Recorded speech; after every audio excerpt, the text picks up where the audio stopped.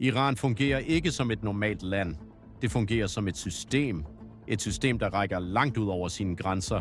Via militser, via alliancer, via indflydelse opbygget over 4 årtier. Og det system har én kritisk egenskab. Det afhænger af et stabilt centrum. Lige nu er det centrum ikke bare under pres. Det er under angreb. Og hvad der sker, når et sådan system begynder at bryde sammen, er det spørgsmål, hele verden pludselig stiller. For de fleste forstår ikke Iran. Det er ikke bare et land med militær og ideologi. Det er et knudepunkt. En node i centrum er det mest sofistikerede, statsstøttede militante netværk nogensinde. Et netværk, Teheran brugte over 4 år på at bygge. En milits, en våbenrute, en ideologisk eksport af gangen. Og måden det blev bygget på, betyder, at det, der rammer Iran, ikke bliver i Iran. Langt fra. Så i dag bryder vi ned præcis, hvad det netværk er, hvordan det blev bygget, hvorfor det allerede fragmenterer, og hvad centrumets fald betyder for radikal islam i hele Mellemøsten. Svaret er ikke så enkelt, som man tror. Lad os starte med, hvad Iran faktisk byggede, for det er det nyhedsdækningen ofte overser. Da den islamiske republik blev grundlagt i 1979, skabte den ikke bare en regering. Den skrev en mission ind i sin egen forfatning. Irans grundlov kaldte eksplicit på, at revolutionen skulle fortsætte, og vi citerer direkte, både inden for og uden for landet. Det var ikke poesi, det var en strategisk plan, et mandat til at eksportere revolutionen. Og over de næste 4 årtier blev det mandat til en af de mest betydningsfulde geopolitiske konstruktioner i moderne historie. Redskabet var Islamiske Revolutionsgarders Korps, IRGC, og især dets udenrigsgren, Quds-styrken. Tænk på Quds-styrken ikke som en almindelig hær. Tænk på den som et byggefirma for indflydelse. Dens job var ikke at forsvare Irans territorium, men at udvide Irans rækkevidde overalt, at opbygge partnere, at bevæbne stedfortrædere, at finansiere politiske bevægelser, at omsætte revolutionær ideologi til holdbar logistik. Den opererede med et budget, tålmodighed og strategisk sofistikering, som vestlige efterretningstjenester i årevis undervurderede. Under Quds-kommandør Qasem Soleimani, dræbt af USA i januar 2022, nåede operationen sit højdepunkt. Soleimani blev den levende inkarnation af Irans udadrettede strategi og håndterede personligt relationer med militsledere fra Beirut til Bagdad til Sanaa. Da han blev dræbt, mistede Iran ikke bare en general, men hovedarkitekten bag sit ydre imperium. Hans efterfølgere arvede strukturen, men ikke den personlige autoritet. Såret helede aldrig helt. Ved 2026 har Iran samlet det, analytikere kalder modstandsaksen. En uformel koalition af bevæbnede grupper fra Middelhavet til det Røde Hav og videre. Hezbollah i Libanon, Hamas i Gaza. Iran støttede militser i Irak under folkets mobiliseringsstyrker. Mange direkte indlejret i statsinstitutioner og budgetter. Houthi-bevægelsen i Yemen og i Syrien indtil for nylig. En kritisk landkorridor, der bandt Teheran til Beirut og udgjorde ryggraden i hele netværkets våbenforsyning. Tag Hezbollah som prototypen. Da Israel invaderede Libanon i 1972, så Irans IRGC en mulighed. De rykkede ind, trænede krigere, byggede infrastruktur, etablerede finansieringskanaler og skabte det, der skulle blive verdens mest kapable ikke-statslige væbnede organisation. Ikke bare en milits, et politisk parti, en socialtjenesteudbyder. En stat i staten, der i sidste ende svarede til Teheran. FN's Sikkerhedsråds resolution 1701 i 2006 krævede fuld afvæbning af alle væbnede grupper i Libanon. 2 årtier senere var den afvæbning stadig ikke sket. Det måler, hvad Iran byggede. Strukturer, der absorberede FN-resolutioner og fortsatte. Så i Irak gav USA's invasion i 2003 Iran en ekstraordinær gave. Saddam Hussein, Teherans farligste regionale fjende, blev fjernet, og et politisk og sikkerhedsmæssigt vakuum åbnede sig, som Iran var unikt positioneret til at udfylde. Iran-støttede militser indlejrede sig så dybt i Iraks politiske landskab, at mange i begyndelsen af 2020'erne modtog løn fra den irakiske statskasse, mens de stadig tog strategiske ordrer fra Teheran. I Yemen fik Houthis iranske våben, træning og efterretninger, der forvandlede et lokalt oprør til en styrke, der kunne ramme skibsruter og internationale lufthavne. Sammen tillod dette system Iran at gøre noget intet konventionelt militærforbrug kunne købe. Det gav Teheran evnen til at tro modstandere, projicere magt og forme regionalpolitik på tværs af 7 lande samtidigt, uden at sætte en eneste iransk soldat åben på frontlinjen. Truslen var overalt. Fingeraftrykkene kunne nægtes. Omkostningen var bemærkelsesværdigt lav sammenlignet med en konventionel hær. Men det handler om et system bygget på et knudepunkt. Det virker kun så længe én ting holder. For at forstå, hvor magtfuldt netværket blev på sit højdepunkt, skal man se tallene. Fra november 2023 til oktober 2024 alene udførte Houthis i Yemen næsten 190 angreb på handels- og flådeskibe i Det Røde Hav, lammede en af verdens vigtigste handelsruter, tvang globale forsikringsselskaber til at omklassificere hele området som krigszone. Hezbollah, lige nord for Israels grænse, havde samlet et arsenal på omkring 150.000 raketter, før konflikten med Israel eskalerede markant. Iraks militser ramte amerikanske mål gentagne gange og fastholdt et konstant pres, der bandt amerikanske ressourcer på tværs af regionen. Og Irans årlige finansielle støtte til Hezbollah alene blev af Foundation for Defense of Democracies anslået til $700 millioner om året. $700 millioner årligt til en gruppe i et land. Dette var Irans fremadrettede forsvarsdoktrin gjort virkelig. Teorien var elegant i sin hensynsløshed. Kæmp jeres krige i udlandet gennem partnere, så konflikten aldrig når iransk jord. Hold presset på fjenderne fra alle retninger samtidigt. Gør jer så dyr at angribe, at ingen tør. Iran havde bygget det sine egne strateger kaldte strategisk dybde. Et menneskeligt skjold af ideologisk allierede militser spredt over hele regionen. Den islamiske republik kunne sidde tilbage og true verden gennem andres hænder. Den strategi virkede. I årtier virkede den strålende, indtil den ikke gjorde. For revnerne i systemet dukkede ikke op den 28. februar 2026. De havde bygget sig op i årevis. Angrebet den 7. oktober 2023 udløste et katastrofalt israelsk svar, der ødelagde Hamas, dræbte dets ledere en efter en, ødelagde dets militære infrastruktur, efterlod det ud af stand til at fungere som seriøs partner i nogen regional konflikt. Så kom Hezbollah-krigen.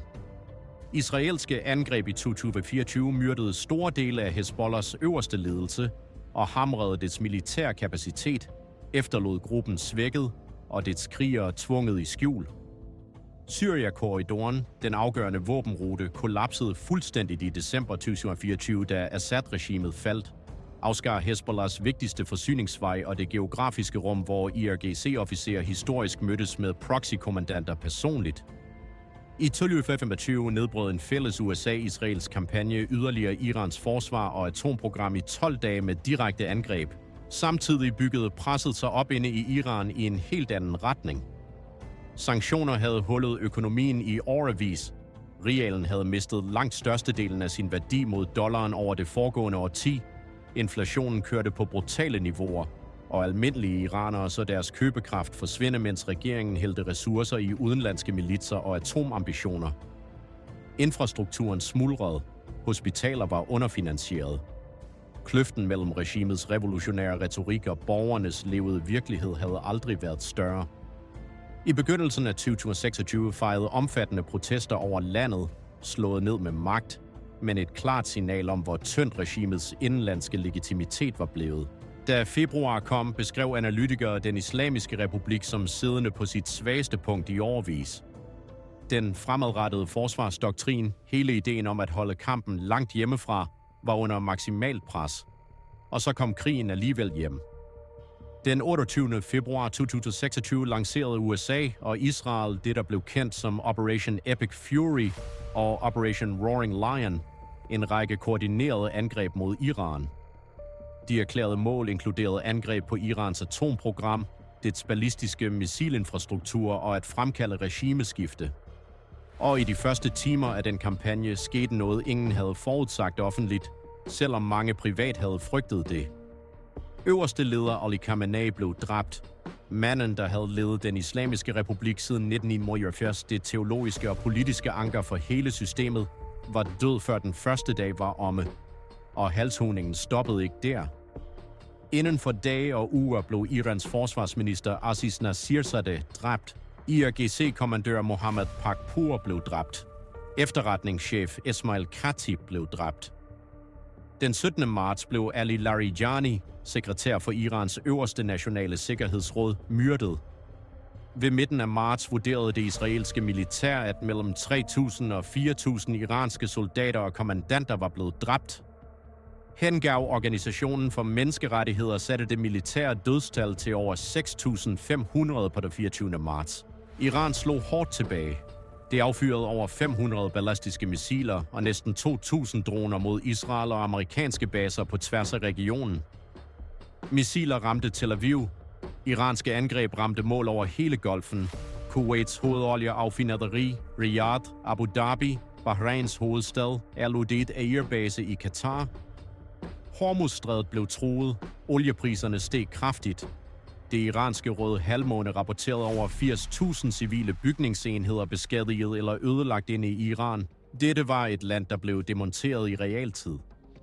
Hvis du finder denne analyse værdifuld, er det præcis den slags geopolitiske gennemgang, vi laver her på Fall of Nations, og vi er lige ved at komme til den del, der ændrer alt. Abonner, så du ikke misser, hvad der kommer næste gang. Her er, hvad ingen var klar til. Proxy-netværket, hele den struktur, Iran brugte over 4 år på at bygge, begyndte at fragmentere næsten med det samme, og ikke på den måde, man ville forvente, ikke i en koordineret sidste stand, men i noget langt mere foruroligende.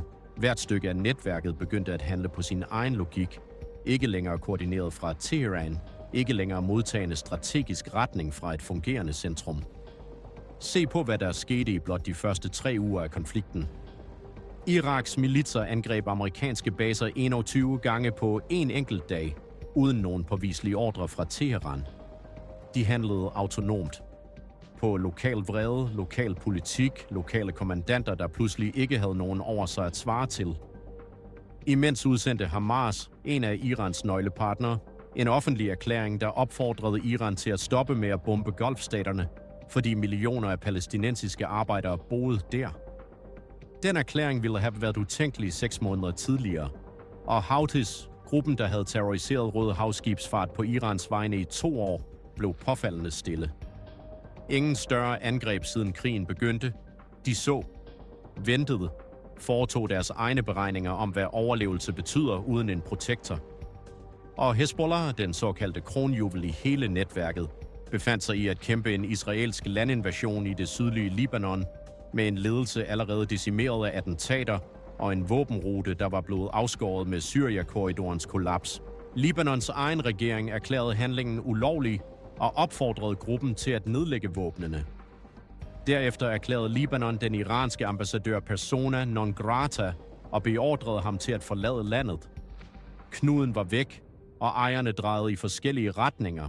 Den finansielle pipeline, der holdt alt dette i gang, er nu i stykker.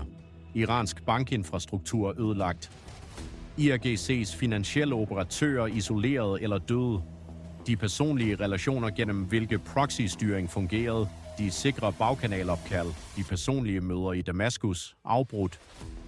Det, der tog over 4 år at bygge, bliver stresstestet på måder, det aldrig var designet til at overleve. Men her bliver det mere kompliceret, for centrummets fald betyder ikke, at hvert stykke af netværket bare forsvinder. Og det er den del, der betyder mest for at forstå, hvad der faktisk kommer næste gang. Hver gruppe i aksen er forskellig, og de forskelle definerer nu deres skæbne. Hezbollah har været dybt indlejret i libanesisk politisk liv i årtier, leveret sociale tjenester, stillet op til valg, holdt regeringsministerier, haft lokal loyalitet i Shia-samfund. Selv uden iransk genforsyning forsvinder det ikke bare. Det er mere sandsynligt, at det trækker sig sammen, fragmenteres internt og kæmper for lokal overlevelse snarere end regional magtprojektion. Hver raket, det affyrer i marts 2026, er uerstattelig beholdning, Teheran ikke længere kan genopfylde. Gruppen kan overleve som en lokalt forankret politisk militær aktør, mindre farlig ud over Libanons grænser, men ikke uddød. Iraks militser er en anden historie. Mange er allerede indlejret i statsinstitutioner, trækker på statsbudgetter, opererer med juridisk status under folkets mobiliseringsstyrker-paraplyen.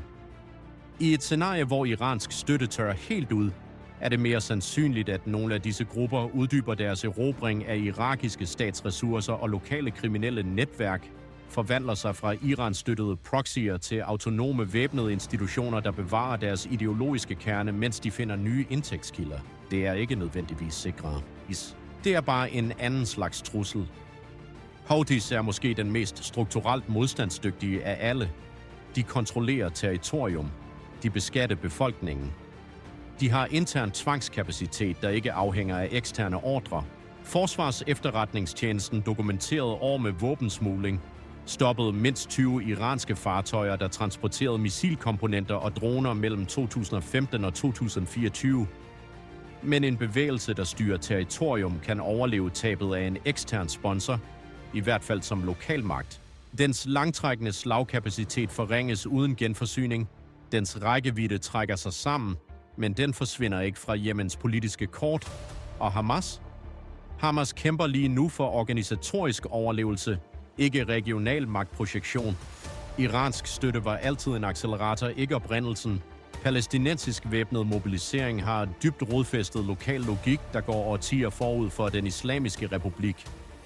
At afskære den iranske forsyningslinje fjerner en stor kanal af finansiering og våben. Det fjerner ikke de underliggende forhold. Så her er, hvad den ærlige, evidensbaserede version af denne historie faktisk ser ud som. Irans brud, hvis det fuldendes, ville give et ødelæggende slag mod det statsstøttede militante økosystem. Det ville nedbryde forsyningskæder, opløse kommandoforhold, forstyrre finansielle pipelines, miskreditere en model, demoralisere netværk bygget på myten om en uovervindelig revolutionær stat. Foreign Policy argumenterede i midten af 2025, at langvarig iransk svaghed kunne betyde tilbagegang for væbnet islamisme i Mellemøsten, netop fordi Iran havde været dens vigtigste statslige muliggører. Den analyse er kun blevet mere relevant siden den 28. februar, men historien giver os en advarsel, vi ikke bør ignorere. ISIS blev erklæret besejret mere end én gang. Og hver gang forholdene var rigtige, et styringsvakuum, en magtkamp, en region destabiliseret af krig, genopstod det. Gruppen mistede sit kalifat i 2019 og skulle være færdig. Det var det ikke. En analyse fra Boston University argumenterede, at krig, statskollaps og politisk sammenbrud producerer præcis den slags vakuum, som Salafi-jihadistiske bevægelser er bygget til at udfylde. De Forenede Nationer har gentagne gange beskrevet ISIS som en modstandsdygtig, tilpasningsdygtig, udviklende trussel, hvis tilknyttede grupper forbliver aktive på tværs af flere kontinenter og aldrig rigtigt er holdt op med at rekruttere. ISIS behøver ikke en statslig sponsor, det behøver ikke en pipeline fra Teheran. Det nærer sig af kaos, af uregeret rum, af samfund, der føler sig forladte og ydmygede. Og en destabiliseret efterkrigsmellemøsten med kollapsende centralautoritet og konkurrerende væbnede fraktioner, der kæmper om stykkerne, er præcis den slags miljø, hvor den slags bevægelser historisk trives. Hvad dette betyder, er brutalt i sin klarhed. Sammenbruddet af Irans system afslutter ikke militant islam. Det afslutter denne særlige version af det, den version, der blev garanteret af en stat, koordineret af en kommandostruktur, finansieret af en regering. Og i den sted er faren en anden slags ekstremisme, decentraliseret, lokalt forankret, sværere at ramme, sværere at afskrække. Ikke et netværk, der stråler ud fra Teheran, men spredte noder, hver især der foretager sine egne beregninger, uden nogen tilbage at ringe til. Golfstaterne, som Teheran har angrebet siden den 28. februar, ser dette udfolde sig med dyb angst. Ikke bare på grund af missilerne, der lander nær deres olieinfrastruktur lige nu, men på grund af, hvad et fragmenteret Iran betyder på deres dørtrin i det næste årti. Et svækket, kaotisk Iran er ikke et stille Iran. Det er en kilde til uforudsigelig afsmitning, der truer økonomiske planer, der tog en generation at bygge. Hormuzstrædet, hvor igennem ca. 20% af verdens olie passerer, er blevet truet gennem hele denne konflikt. Globale markeder er rystet på hver modstridende diplomatisk melding. Verden ser et strategisk flaskehals blive et levende forhandlingskort i en krig, der endnu ikke har fundet sin afslutning. Sådan ser et knudepunktsfald ud i den virkelige verden. Ikke rent, ikke stille, ikke løst på dage eller uger. Det er en proces, rodet, omstridt og farligt uforudsigelig. Det farligste øjeblik for et sådan system er ikke, når det er stærkt. Det er, når det begynder at miste kontrol, og det netværk, det brugte over 4 år på at bygge, begynder at bevæge sig på egen hånd. Vi ser det øjeblik ske i realtid i dag. Modstandsaksen blev bygget til at beskytte den islamiske republik ved at kæmpe dens fjender i udlandet. Lige nu kæmper den 5 separate krige i 5 forskellige lande med sit centrale nervesystem afskåret. Nogle grupper eskalerer ud over, hvad Teheran ville have beordret. Andre har nægtet at kæmpe overhovedet. Det 4-årige eksperiment i at eksportere revolution bliver testet af selve den krig, det var designet til at forhindre. Vil den region, der kommer ud af alt dette, være friere, mere stabil? Eller bliver det vakuum, Iran efterlader til noget, ingen af os forventede, og ingen af os er forberedt på? Det spørgsmål har endnu ikke et svar, men her på Fall of Nations vil vi følge hvert træk. Hvad tror du? Svækker sammenbruddet af Irans netværk i sidste ende radikal islam i regionen? Eller spreder det bare til noget sværere at stoppe? Skriv din mening i kommentarerne nedenfor. Og hvis du vil have analyse som denne, før den når ind i mainstream nyhedscyklusen, abonner på Fall of Nations. Vi ses i den næste.